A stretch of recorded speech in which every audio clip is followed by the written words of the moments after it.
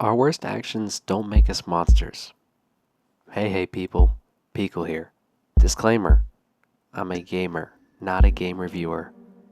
I'm making this because before I played it, I told myself I would make a review no matter what. So here we are.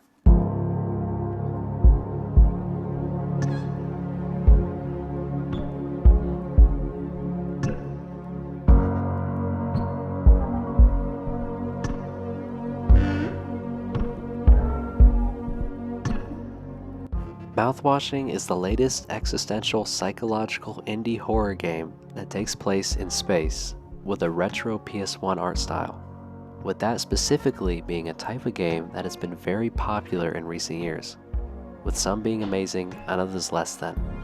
There's a lot of these games that get churned out hoping to be a surprise hit YouTuber game, but because of the simplistic nature of the genre, it allows for a lot of creativity if done right.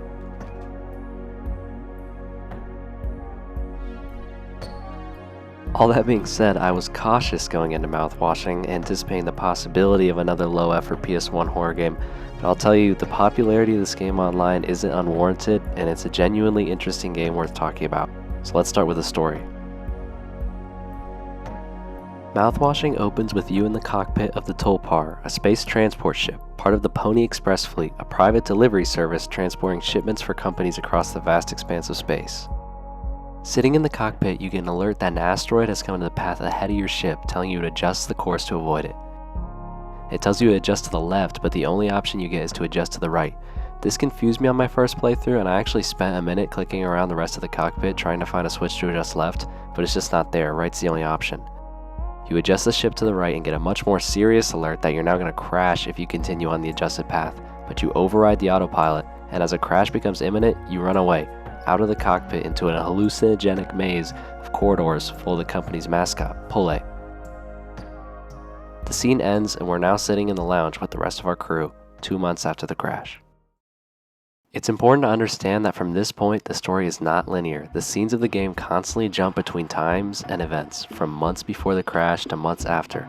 Every new scene presents the player with new information that changes what they thought they knew prior, slowly unraveling what really happened on the Tulpar.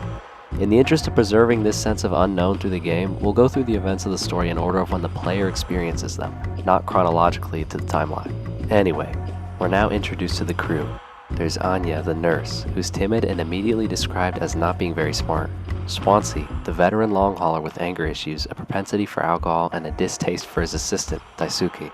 Daisuke was brought onto the voyage at the last moment, a go-lucky klutz who, despite his shortcomings, wants to do his best. You're currently playing as Jimmy, the first mate of the ship, and that's all that matters about him for now. The crew is in an intense debate over whether to open the cargo hold or not. As this is after the crash, they don't have much food, and it's possible that whatever cargo they were shipping could be of use to prolonging their survival. They decide to open it up, but need a code scanner that only the captain has access to. The captain hasn't been introduced yet, but from the way he's talked about here, something isn't right with him. Jimmy assumes the role of interim captain and goes to get the code scanner to open the cargo hold. Before going in, Swansea tells us that the whole crew should be present, including Anya, who's probably in the medical room. We go to find her and are now introduced to the captain, Captain Curly. His condition speaks for itself, and Anya's too mortified to give him the pain medication keeping him from screaming. Anya refers to him as captain, and Jimmy corrects her to Curly, saying people have to be worth their titles. From the way he's talked about at this point, we can assume it was Curly who crashed the ship and who he played as in the opening sequence. We give him his medicine, telling him that pain is how we know we're still living.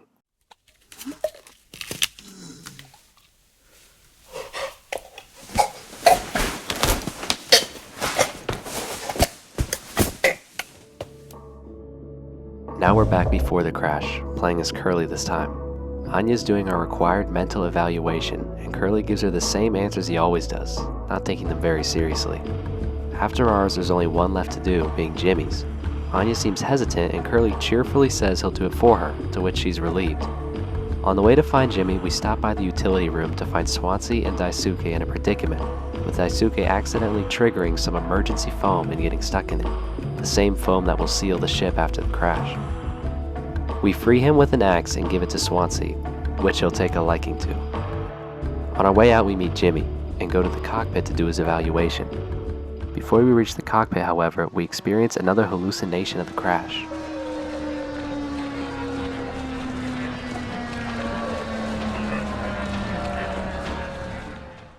Finally escaping to the cockpit, where Jimmy waits calmly. Curly and Jimmy are friends. Being the captain and assistant, they're closer than the rest of the crew. They ignore the evaluation and have a real talk, with Jimmy expressing how he likes the ship because he feels in control, and his envy at Curly's position. It's revealed Jimmy was never really successful back on Earth, and that he hopes to climb the ranks at Pony Express to be a captain like Curly. Curly expresses he feels unsatisfied with his position, wondering if it would be worth it to throw his rank away at Pony Express to pursue something else in life, and this upsets Jimmy, exasperated that Curly is thinking of throwing it away when he's at the top, while he's still climbing. They joke that they should have put their conversation on the psych evaluation, and then Curly gets a private message from Pony Express, the scene ending when you try and read it. We now get an intermission in a dark room with a television, playing old cartoons about corporate greed and the struggles of employment, and it can be assumed from the prior conversation that we're in Jimmy's mind. The final channel on the television is an ad for mouthwash, where we are then thrust back into the real world, where we open the cargo hold as Jimmy. Mouthwash. The entirety of the ship's cargo is mouthwash. The crew expresses their dismay at how the whole point of their year-long transport journey was a ship mouthwash, and how they were all going to die because of such an unimportant product. Well, Swansea's happy, because he realizes he can get drunk off the liquid's high ethanol content, showing some rare enthusiasm towards his assistant Daisuke, saying he'll teach him how to drink. Back to Curly, a week after the psych evaluation. He needs to tell the crew what was in the transmission from Pony Express. When he gets to the lounge, however, the crew surprises him with a birthday party, making the announcement he's about to give very awkward. We make the cake and the crew presses for a speech. Biting the bullet, he tells them the news. Pony Express is going out of business and this is their last voyage. Jimmy blows up, saying he won't make it on Earth, Anya's too stupid to go to real medical school, Swansea's too old to get another job. Granted, Daisuke will be fine because he has rich parents, but his anger is directed towards Curly, and the fact that he'll be fine because of his position as captain. He'll keep moving up the ladder in the world while the rest of them are ruined. Between this and his visions after the psych eval, it's clear Jimmy struggles heavily with his place in society, and more specifically power. Curly will be better off after the company shuts down as he's in a higher position, and to Jimmy that's his fault personally, nothing to do with himself or his ambitions or actions. He views his life and position as out of his control and the fault of others, in this case Curly's. Jumping to after the crash, we go to check on Curly as Jimmy, as his moans can be heard throughout the whole ship. He hasn't been given his medicine, and we go to find Anya, who's in the cockpit with Swansea crying. Anya turns away from Jimmy when we enter the room, and it's clear this is a private conversation. Swansea seems hostile towards us, and after chewing Anya out for forgetting the medicine, we go off to do it ourselves. Jimmy breaks down slightly, giving the medicine to Curly, saying that he knows what they think and how they look at him, saying, "What would she do?" Something about Anya. He then blames Curly for the whole situation, angrily giving him the medicine. Clearly there's something going on in the crew that hasn't been revealed. A hallucination. As Jimmy, we sit with a post-crash Curly with the cake, and he reflects on what it means to be at peace, concluding that life is only as good as it is in the moment. At this moment, eating subpar cake with Jimmy. He tells us to go get a knife, and we go to the cockpit to find one, the ship along the way filled with thousands of bottles of mouthwash, in a state of barely functioning. We find not a knife, but the axe, and taking it back to Curly, the music is oddly calm and glowing. Arriving back, we find the cake on the table gone, and Curly lies in its place. We have no option but to attempt to cut him up instead, and when we try to, the scene ends. 2 months after the crash, we need to check on the crew. Daisuke's sprawled out on the floor, drunk and in pain from the mouthwash. He begs us to take it from him. He doesn't want to see anymore. Anya's in the lounge, debating drinking it. She decides not to, saying it wouldn't fix anything. She remembers an extra store of medicine in the hallway behind some foam. Jimmy goes to get it, but we need the axe from Swansea. He's drunk and dancing and jokes that the axe is his responsibility, and if we want to take matters into our own hands, be his guest.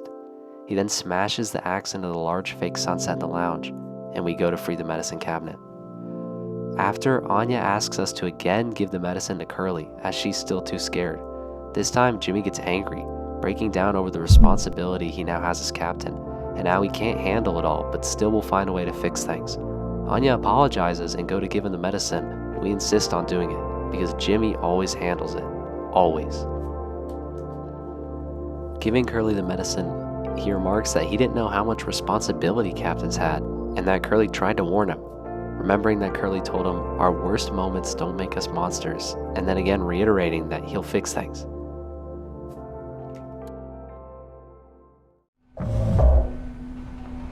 We now get a new time reference. Up until this point, it's either been before or after the crash, but now we get time in relation to Judgment. Segments in relation to Judgment are always from Jimmy's point of view, and something's seriously wrong. Swansea's coming for us, and we try to barricade ourselves in the cockpit, in the end failing to do so. 2 days before the crash, Anya and Curly sit under the artificial moon in the lounge, Anya talking about how much she likes it, and pointing out a single dead pixel in the corner. It's clear by now that despite what the crew, notably Jimmy, says, Anya isn't dumb, and is in fact quite smart and observant, being the only one to bring up the code scanner in the beginning, remembering the extra medicine, and being observant enough to notice such small things about the ship like a single dead pixel. She asks Curly how much time is left in the trip, and before he can say, she finishes his sentence, that it's slightly less than 8 months. This seems satisfactory to her, and she then asks why would the ship have locks on the medical room but not the sleeping quarters. Curly replies safety, and the scene ends. Daisuke runs up to Jimmy 4 months after the crash. There's a problem. Anya's stuck in the medical room. We talk to her through the door, and she admits the door isn't stuck, just locked. She refuses to come out and tells Jimmy, "You were right all along. I should have done this from the beginning." And then echoing what we said to Curly, our worst moments don't define us.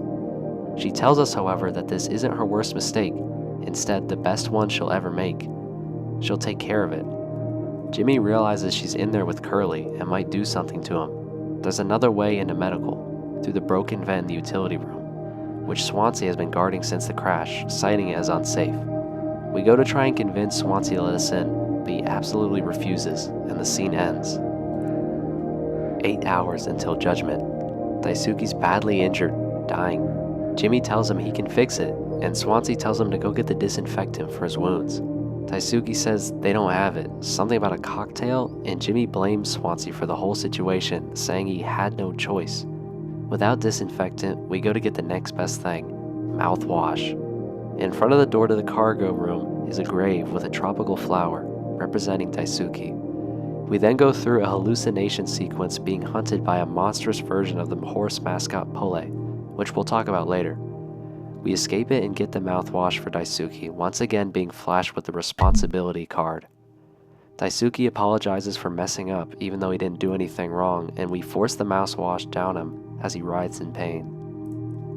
Back to Jimmy and Daisuke trying to get to Anya and medical. Jimmy convinces Daisuke to crawl through the damaged vent from utility to medical, but Swansea's still guarding the door. Jimmy pitches the idea of making a powerful cocktail to knock Swansea out and take the key. Daisuke's skeptical, but Jimmy again talks him into it. The cocktail's made with mouthwash and disinfectant, which is why they don't have the disinfectant in the future when Daisuke is dying. Swansea immediately agrees to drink the cocktail, saying to take a load off before the sun finally sets on this party. We take the keys and get into utility, making a shocking discovery. Swansea had said the room was filled with foam and very unsafe, but this is not the case. One of the cryogenic pods is even in working condition, and Jimmy says the reason he's guarding the room must have been to guard the pod so he could save himself once everyone else died. This shocks and saddens Daisuke, who accepts it. Jimmy hypes him up to get into the vent, telling him everyone's counting on you, and that Swansea would be proud. He then finally gets in, crawling to medical. Walking back to medical ourselves, we hear screams from the vent, Daisuke clearly getting injured. Then he gets out of the vent, shocked at whatever he sees, asking, "Anya, what did you do?" 1 day before the crash. Curly's objective is find the gun. This is the first time a gun is mentioned, and we go to the cockpit to find Anya huddled on the floor. Curly tells her not to hurt herself, and that he should have done psych evaluations on her, even though she's the nurse. He says she should have come to her if she was feeling stressed, but she replies, "What would you have done?" He says he would do anything for her and his crew, his responsibility. Taking the gun was pointless. It was in a case only the captain can open. She says she only wanted to hide it, and then tells Curly the biggest piece of information we've been missing so far. Anya is pregnant. He's surprised, asking who she could have had a baby with. She interrupts him, saying she's already told him, to which Curly's caught off guard and promises to fix things, that he's known him for a long time and can get through to him. Anya doesn't hide the gun for herself. She hid it to keep it away from him, Jimmy. Now it all clicks. Why does Jimmy always insult her intelligence? Why did she not want to do his psych evaluation? Why was she crying to Swansea in the cockpit, covering her face when Jimmy entered? Why did she ask Curly why the sleeping quarters didn't have locks? Why was the fact that the trip would be over in less than 8 months important to her? Jimmy raped Anya and got her pregnant. She even told Curly he raped her, but he didn't do anything about it. 6 hours until judgment. Giving Daisuke the mouthwash as disinfectant didn't work. Swansea tries to comfort him and tells him to be still. He raises the axe, and Jimmy pleads for him to stop, that he can fix this, it'll all be okay still. Jeremy then berates Daisuke's character, how he's dumb and talkative, not ambitious or good at his job, a useless ray of sunshine, just a damn good kid trying his best, musing a man like himself could learn a lot from such a person. He tells him to close his eyes, and then kills him. Jimmy calls Swansea a monster, saying he could have saved him, fixed things, if only everyone would just let him think. Swansea asks him how he still doesn't understand, and that Daisuke won't suffer one more second because of your delusions. Jimmy then confronts him for saving the cryopod for himself and accuses him of putting bad thoughts into Anya's head and now killing Daisuke. Swansea retorts that a captain should go down with his ship, and that he wasn't going to use the pod anyway. He had everything he could want on the ship, and that Jimmy could go ahead and use the pod and tell people in the future whatever kind of story he wants. He leaves, and now our objective is to get the gun, this time as Jimmy instead of Curly. The gun is hidden under Curly's bed in medical, and when we enter, we find Anya had never killed Curly when locked in, like Jimmy had suspected. She had killed herself, overdosing on pills. It was her only escape. When the ship crashed, there was no chance to end the journey before giving birth. And fearing what Jimmy might do to her or the baby, due in only a few months now, she took her life, taking the baby with her. We take the gun, and Curly laughs at us, although I'm unsure if this really happened or was just a delusion of Jimmy, as in his mind, Curly would mock him for his mistakes, and every time we've seen Curly in his post-crash state, he hasn't expressed anything like this. Anyway, we go to leave, and as we open the door, Swansea rushes at Jimmy, the axe over his head, and as we go to pull out the gun, the scene ends. It's finally here, 0 days before the crash. Curly walks into medical, Anya hunched on the ground. She tells him that she told Jimmy she's pregnant, and that he didn't say anything important and just walked away. Curly assures her it's gonna be okay and rushes to go find him. The ambiance indicates something is very wrong, and we find Jimmy outside the hallway to the cockpit. Jimmy's again annoyed at how great people think Curly is, and wonders what will happen once they finish their journey and what happened gets out. Curly tries to assure him it'll be okay, they'll figure it out, and Jimmy blames him for everything that's happened, saying he's the captain, that it's his responsibility, and he should have had things under control. Jimmy then cryptically says that maybe it will be remembered as a tragedy, that none of the crew of the Tulpar survived. He puts his hand on Curly's arm, tells him that he'll handle it, and walks off to the cockpit.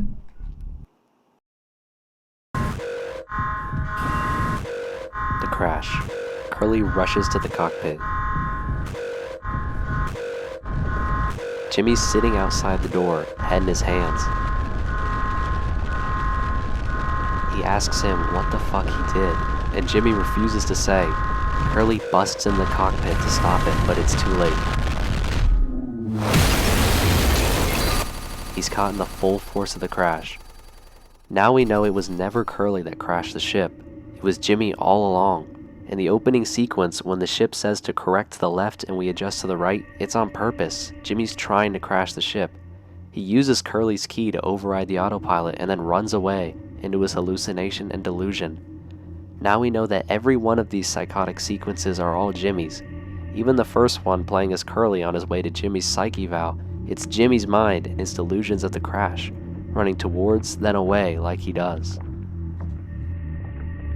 1 hour before judgment, we take Curly from his bed and place him on the lounge table, where the corpses of all the others are sat up like a birthday party.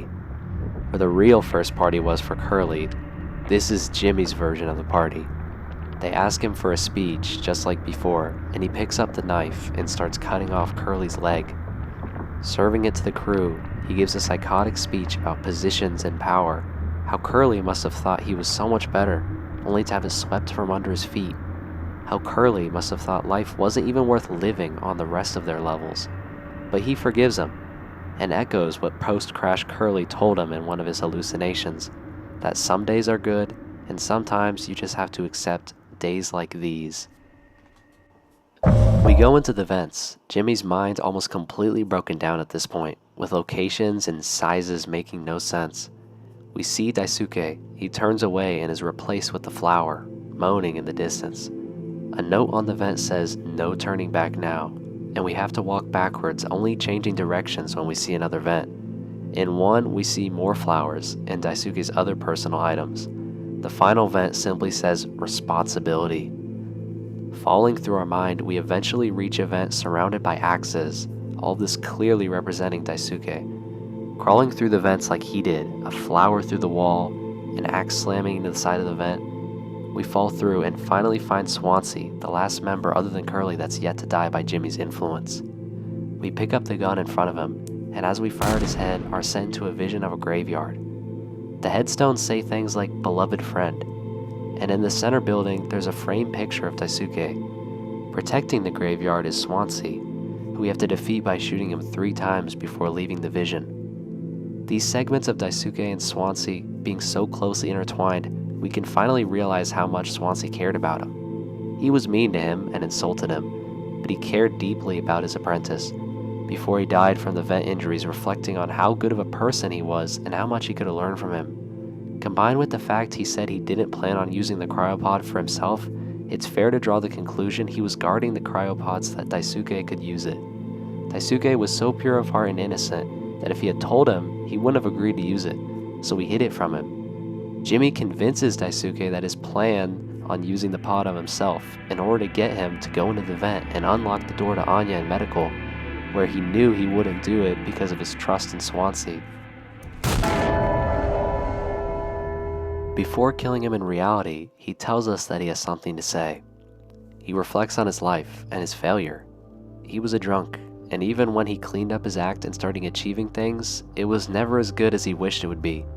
The happiest years of his life were the ones he spent drunk, his life a mess. Jimmy tries to tell him he'll fix things, to which Swansea replies, "Fuck you," and is killed.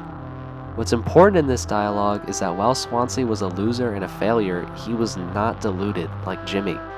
He understood who he was, and to him the years he accepted were his happiest. Jimmy desperately denies who he is and chases power and responsibility. Power and responsibility he can never handle or deal with, deluded that he can.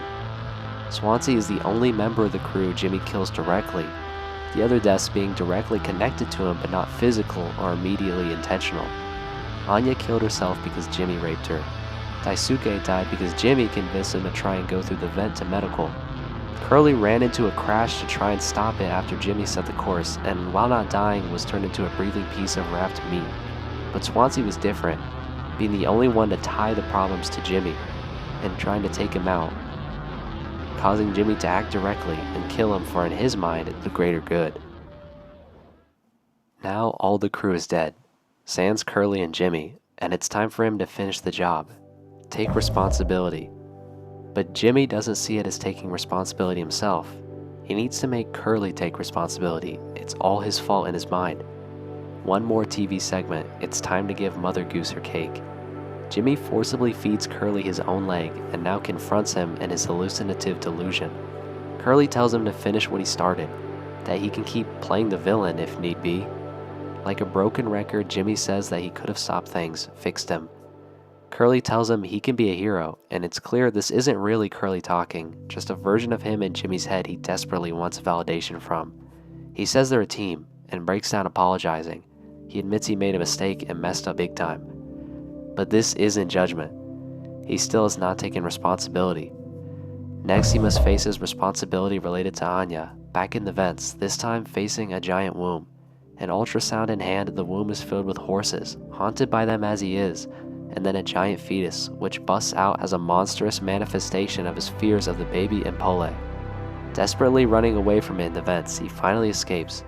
A mountain of mouthwash, with Pole at the top, talking to him, mocking him for saying sorry. Jimmy tells him he's taking responsibility and that he's gonna save Curly. He messed up, but he can still make it right. He starts to repeat the line that our worst moments don't make us monsters, but Pole interrupts him, saying if he really believed that, he wouldn't be so focused on Curly. It's here.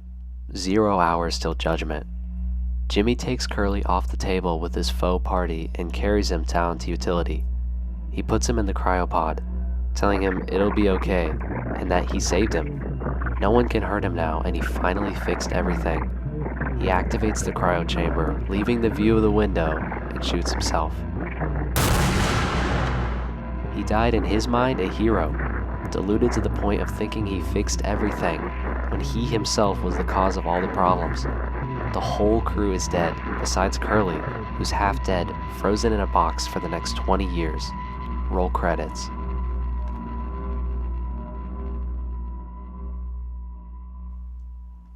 That's the story of Mouthwashing.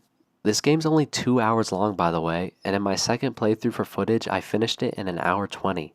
That's shorter than a movie, but this game has a ton to tell before its runtime, and I've been thinking about it for days.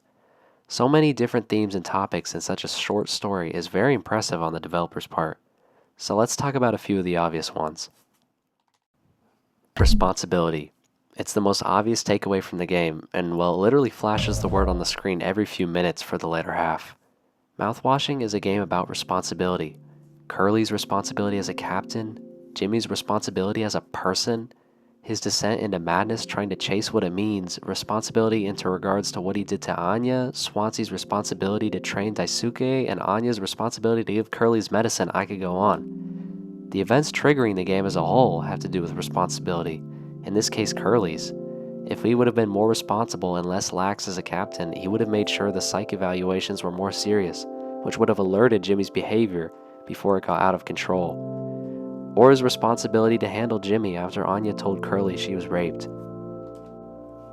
This is a good time to talk about Curly. In the beginning, he's painted as the villain, framed by Jimmy as the one who crashed the ship. It's revealed later that he in fact didn't, and even risked his life trying to stop it, so he has that going for him. But his lack of responsibility and negligence as a leader and captain did indirectly lead to Jimmy raping Anya and crashing the ship, so there's that to detract. In my eyes, Curly's the anti-hero of the story. He made mistakes, yes. Him being close friends with Jimmy and not punishing him for raping Anya because of it is pretty bad. But he also tried to save the ship, and everyone, even knowing that it was probably too late and that he would just die. He did believe he could fix things, which is the attitude Jimmy ended up adulterating and going crazy with, but in Curly's case it was pure. Captain Curly wasn't perfect, but there's a reason the crew chose to throw him a party over the rest. He was a good person. He was friends with and listened to Anya. He didn't berate Daisuke. He took Jimmy under his wing and encouraged him to reach higher. Again, he was a good person, which is what ended up being so much of a problem.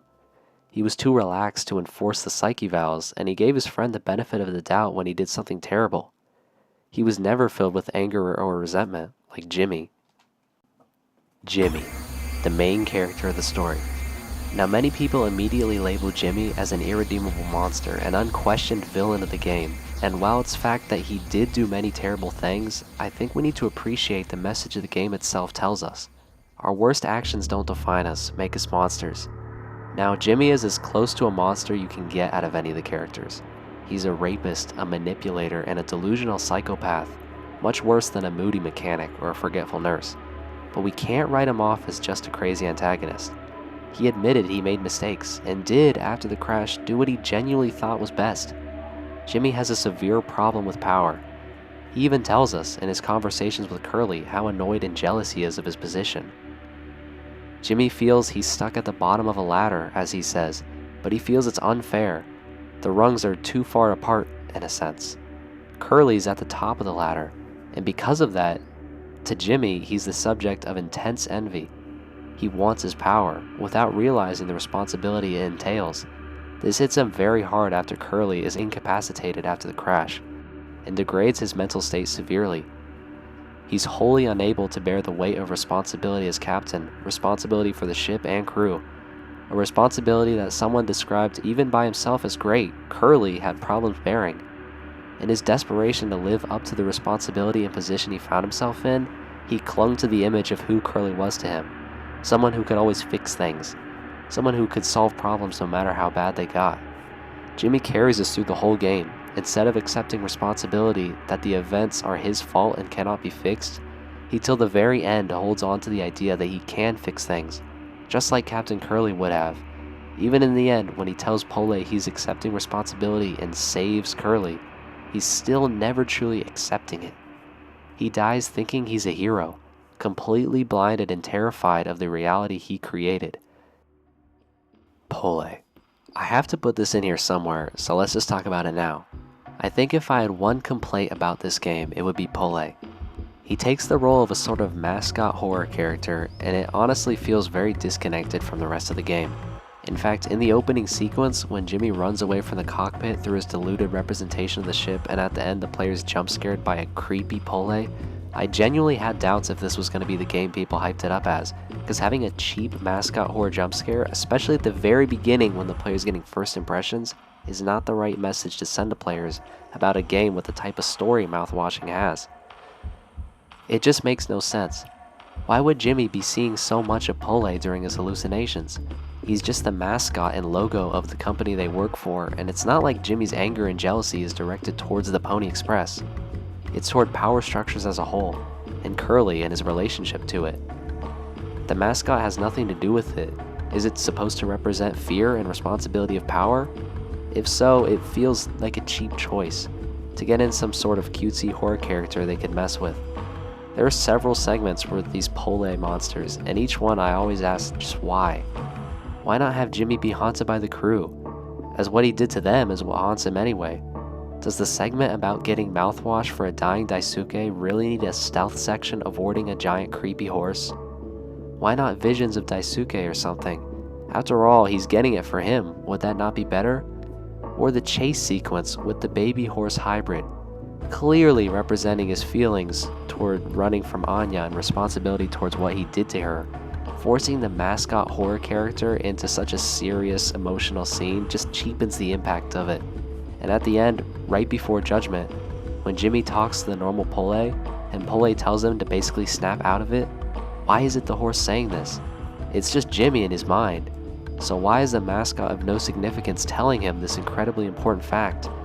If it's himself talking through Pole, why not just have him talking to himself? He's hallucinating after all. There's no reason to not have another Jimmy sitting on top of the pile. It would have been so much better. But I digress. Mouthwash. Why? A major plot point and namesake of the game itself is this item, but what does it mean? Well, mouthwash does exactly what its name says. It washes your mouth. It's the washing that's important. While playing, I couldn't help viewing it in a biblical sense, washing away the sins, a baptism of chemicals. When the mouthwash is discovered, there's a shift amongst the crew. Not necessarily a washing away of sins, but a washing away of the illusion of hope. It also serves as a rather on-the-nose point about the worthlessness of their situation. They've risked their lives, traveling in space for almost a year, all to transport an item as trivial as mouthwash, and this sentiment isn't lost on the crew. Because of the alcoholic content, it also serves to heighten tensions in the ship, as now Swansea and eventually Daisuke will be frequently drunk, having a serious effect on crew morale, as we see with Daisuke's eventual rejection of it and Swansea's display with the axe. The mouthwash also offers a choice for Anya, which she debates, to drink an excessive amount in order to kill her baby. She decides against it, however, rejecting it as irresponsible. Ironic considering what she eventually does to, in her mind, take responsibility. And with that, I think it's about time to wrap this one up. This is easily the most effort I've ever put into a video. In fact, it's the first video I've ever written a script for.